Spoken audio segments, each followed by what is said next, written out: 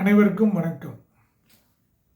Legal bouquet சட்டம் ஒரு பூங்கொத்து என்ற இந்த சேனல் மூலம் பொதுமக்களுக்கும் இளம் வழக்கறிஞர்களுக்கும் சட்டம் பற்றிய விழிப்புணர்வு ஏற்படுத்த வேண்டி பல்வேறு சட்ட தலைப்புகளில் வீடியோக்கள் வெளியிடப்பட்டு வருகின்றன. அதன் அடிப்படையில் இன்றைய தினம் நாம் பார்க்க இருக்கின்ற தலைப்பு, ஒரு குடும்பத்தில் தாய் தகப்பனாருக்கு சுயராஜ்யமாக பாத்தியப்பட்ட சொத்துக்கள் உள்ளது. அந்த சொத்துக்களை அவர்கள் எவ்வித ஆவணமும் எழுதி வைக்காத நிலையில் இறந்து விடுகின்ற சூழ்நிலையில் அந்த சொத்துக்களிலும் பூர்வீக சொத்துக்களிலும் ஆண் சகோதரர்கள் சரிசமமாக பாகம் பிரித்து கொள்வது போன்று அந்த ஆண் சகோதரர்களுக்கு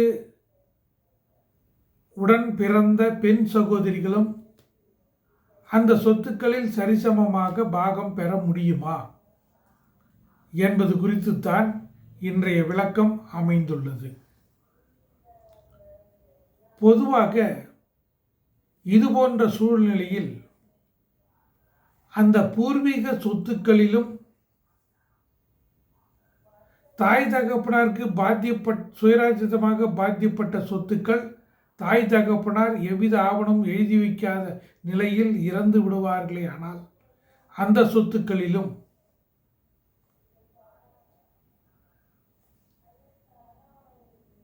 ஆண் மகனுக்கு ஈடாக பெண் மக்களும் சரிசமமாக பாகம் பெற முடியும்.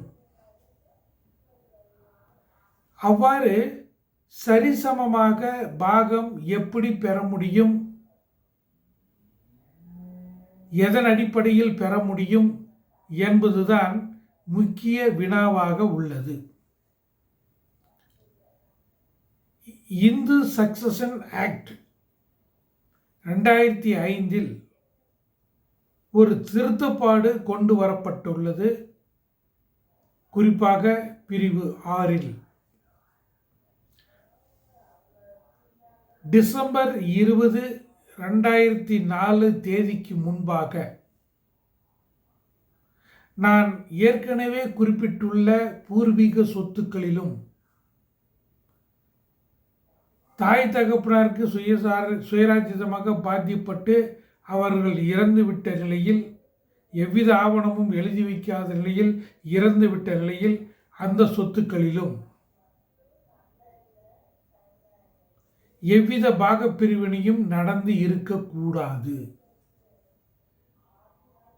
அல்லது சொத்துக்களில் யாரேனும், அதாவது அந்த குடும்பத்தில் உள்ள உறுப்பினர்களுக்கிடையே ஒரு பாகப்பிரிவினையோ அல்லது இறுதி நிலை தீர்ப்பானையோ நீதிமன்றங்களால் பிறப்பிக்கப்படாமல் இருக்க வேண்டும்.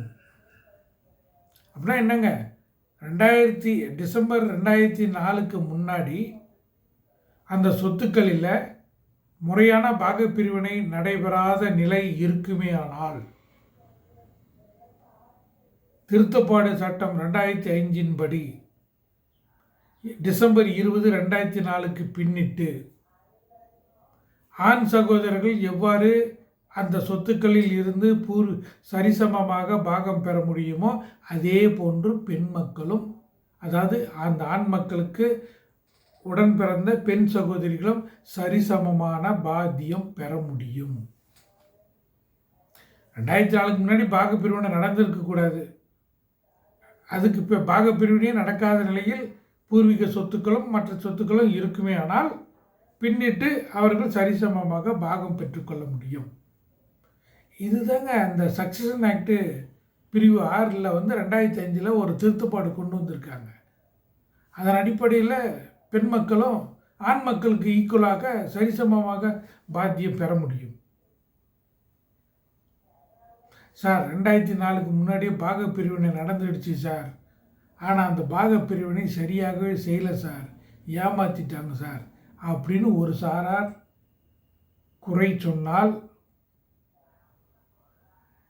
அதன் மூலம் பிரச்சனை எழுமையானால் அதற்கு இந்து சக்சஷன் ஆக்ட் பிரிவு 6 கீழ் 2005 திருத்தப்பாடு சட்டத்தின் அடிப்படையில் அவர்கள் பெற முடியுமா முடியாதா என்பதை நீதிமன்றத்தில் வழக்கு தாக்கல் செய்து தங்களுடைய தரப்பு சங்கதிகளை இருதரப்பினரும் எடுத்துரைக்கும் பட்சத்தில் நீதிமன்றம் அனுமதிக்கும் கூடிய வழக்காக இருந்தால் அனுமதிப்பார்கள்.